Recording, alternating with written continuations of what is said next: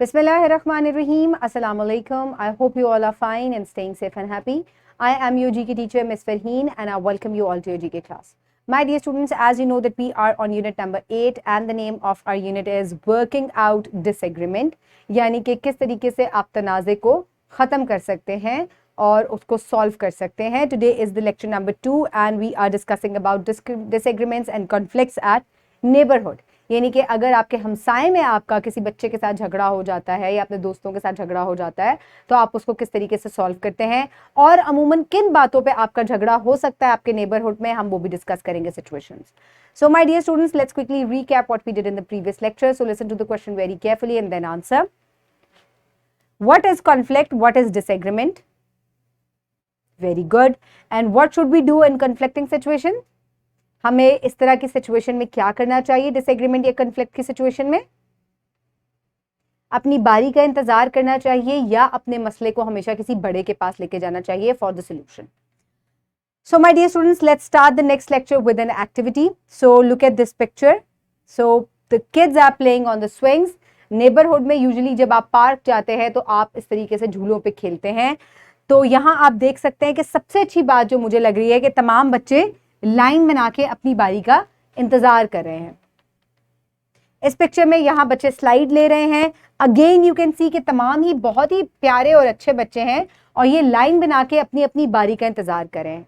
अब आपने मुझे ये बताना है कि क्या लाइन बनाकर बारी का इंतजार करना अच्छी आदत है या नहीं. ये तो सबको पता है कि ये बहुत अच्छी आदत है, लेकिन अगर कोई एक बच्चा इनमें से लाइन तोड़कर आगे आ जाए, ये बच्ची कहे नहीं मुझे पहले बारी चाहिए, तो फिर क्या होगा? डेफिनेटली डिसएग्रीमेंट या कॉन्फ्लिक्ट जो है वो जन्म लेगा और झगड़ा शुरू हो जाएगा कि तुम बाद में आई हो, लाइन बनाओ.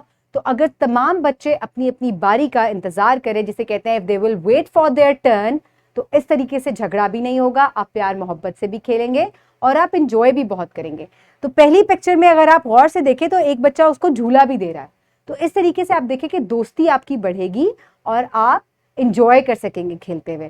तो ये सिचुएशंस जो हैं बेस्ट हैं ताकि आपका अपने हमसाए के बच्चों के साथ या अपने दोस्तों के साथ झगड़ा ना हो. If you will wait for your turn. Okay, my dear students. So in today's lecture, the students will be able to recognize the disagreement and conflicts that occur in the local community. यानी कि आपके आसपास की जगह पे आपका झगड़ा किन बातों पे हो सकता है. So the Islamic perspective. So Allah says in Quran, and obey Allah and His Messenger and do not quarrel with one another, lest you should lose courage and your power depart. So my dear students, आपको झगड़ा नहीं करना चाहिए क्योंकि अल्लाह ताला को झगड़ा करने वाले लोग पसंद नहीं हैं. So my dear students, the pre-reading question, what should we do when we play with neighbors in park? We must wait for our turn. Very good. Okay, my dear students, for reading, quickly open page number 68 in your GK3 books. I hope everybody has opened the page. So now let's start the reading. Put your fingers where I will read. Disagreements, conflicts in neighborhood. यानी कि हमसाए में आपका झगड़ा या तनाज़ा किस बात पर हो सकता है. Everyone was waiting for their turn near swings. तमाम बच्चे झूलों के पास अपनी बारी का इंतजार कर रहे हैं. As you can see in the picture. Suddenly, Fahad came and asked the kids to leave the swing for him. अचानक से फहद आता है और वो इन बच्चों को कहता है कि हटो, मैं खेलूंगा. तो ये कैसी बात है? अब क्या होगा? झगड़ा होगा. हालांकि फहद बाद में आया है. फहद को चाहिए कि वो क्या करे? अपनी बारी का इंतजार करे ताकि झगड़ा ना हो, तमाम बच्चे मिलकर खेल सकें. The kids got scared and left the rides. An older man from the neighborhood was watching this. तो एक करीब ही एक बुजुर्ग शख्स जो है वो उनको देख रहे थे और तमाम बच्चे जो है फहद से डर के वहां से चले गए. अब वो जो ओल्डर पर्सन थे वो फहद के पास आए and what did he say? He asked Fahad to wait in the queue just like other kids. He told him that a good person does not hurt others and respect their rights. So my dear students, आप rights और responsibilities के बारे में पहले से पढ़ चुके हैं, यानी कि आपकी जिम्मेदारी और आपके हकूक आप बहुत पहले से इसके बारे में पढ़ते आ रहे हैं. तो उन्होंने उसको ये समझाया कि एक अच्छा शख्स दूसरों को तकलीफ नहीं देता, बल्कि वो अपनी जिम्मेदारी का ख्याल करता है और दूसरों के हकूक का भी ख्याल करता है।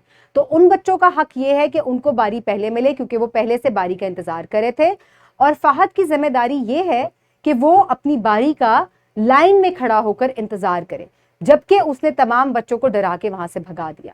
और कितनी देर वो यहाँ अकेला खेल लेगा, आप खुद सोचकर बताएं, क्योंकि nobody can live alone.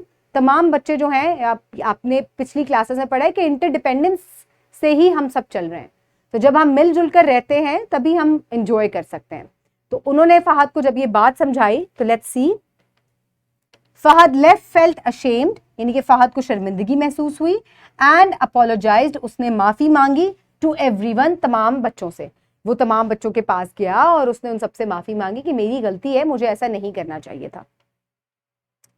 So now is the time for evaluation. What should we do when we have conflict with neighbors?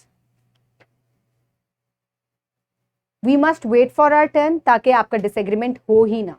लेकिन अगर आपका कॉन्फ्लिक्ट या डिसएग्रीमेंट हो गया है तो again you must take your disagreement और your problem to an elder person, ताकि वो आपके मसले को हल कर सकें। For practice, you can download this you can download the worksheet from the description box below this video, or you can get it at print from bio teacher. First of all, note down your homework. For homework, you will do reading section B and you will do home activity number 2. So this is the reading section B.